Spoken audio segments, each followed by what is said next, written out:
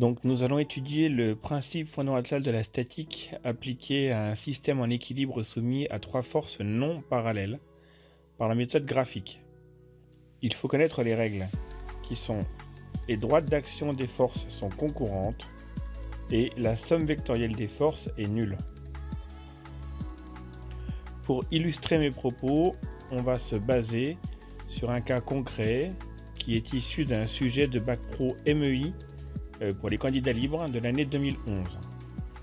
Donc voilà, un système classique soumis à trois forces, une force en A, une en B, une en C, avec une force entièrement connue qui est FA du carton sur la butée, qui est horizontale vers la droite et qui fait 100 newtons.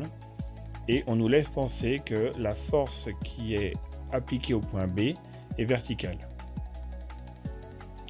Par rapport à ça, on remplit le tableau autant que possible, c'est-à-dire on met les points d'application et la direction qui n'était pas encore mentionnée. On applique ensuite la première règle, qui est donc les droites d'action des forces sont concurrentes. Donc dans la mesure où on connaît déjà deux droites d'action, on va les tracer. On obtient le point de concours qu'on va appeler le point I. Ça veut donc dire que la troisième force qui part du point C va automatiquement passer par le point I. Ça va donc faire la droite CI. Nous avons exploité au maximum la première règle. Maintenant, il faut exploiter la seconde règle, qui dit la somme vectorielle des forces est nulle. Pour ce faire, on va tracer le dynamique des forces. Première chose à faire, c'est de reporter la force qui est entièrement connue, en l'occurrence FA.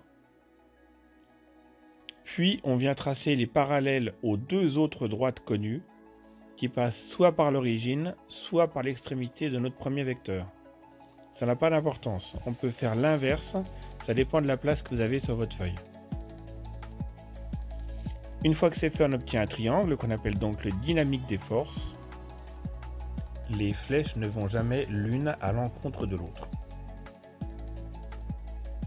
On peut donc tracer les sens, en l'occurrence FB va aller vers le haut, et FC va aller en bas à gauche. Et en ce qui concerne l'intensité de ces forces, il suffit de se rapporter à une échelle où on voit ici que FB a une intensité de 127 newtons et FC a une intensité de 163 newtons.